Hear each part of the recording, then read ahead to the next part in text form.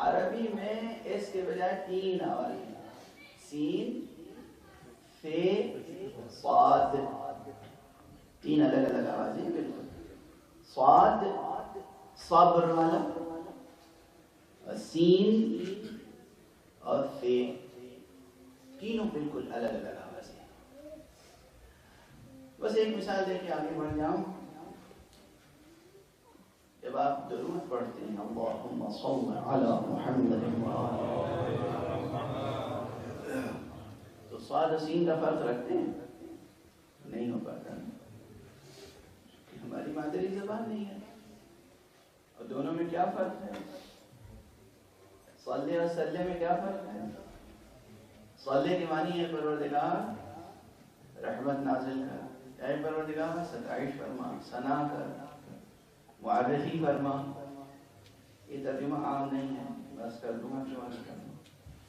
یا رحمت کر، جو عام ترجمہ ہے رحمت نازل کر، اے پروردگار رحمت نازل کر اس پر محمد اور آل محمد. اور اگر سین سے کہا سلے تو کیا ترجمہ ہوگا؟ تلوار کھینچ، تلوار کھینچ. اگر استعاراتی معنی ہو یعنی عذاب نازل کر، ہلاک کر دے. اللہ اگر کسی پہ تلوار کھینچے گا تو کیا ہوگا؟ ہلاک. اب اگر ہم نعوذ باللہ نعوذ باللہ نعوذ باللہ خاتم کا دہن ہم کہے چلے جا رہے اللہم صلی علی، آگے تو کہنے کی ہمت نہیں ہے. یعنی ہم کیا کہہ رہے ہیں؟ محمد اور آل محمد پر تلوار. اب بتائیے کہ یہ فقرہ کہنے کے بعد ہم پر رحمت نازل ہونی چاہیے یا عذاب نازل ہونا چاہیے؟ تو وہ کوئی مبالغہ نہیں تھا کہ میں کسی چیز کو ایگزیجریٹ کر کے مبالغہ کر کے کہہ رہا ہوں کہ شکر کیجئے عذاب نازل نہیں ہوتا.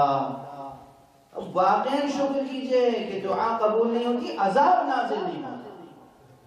عذاب کا نازل نہ ہونا اس کا سب سے بڑا لطف و کرم ہے.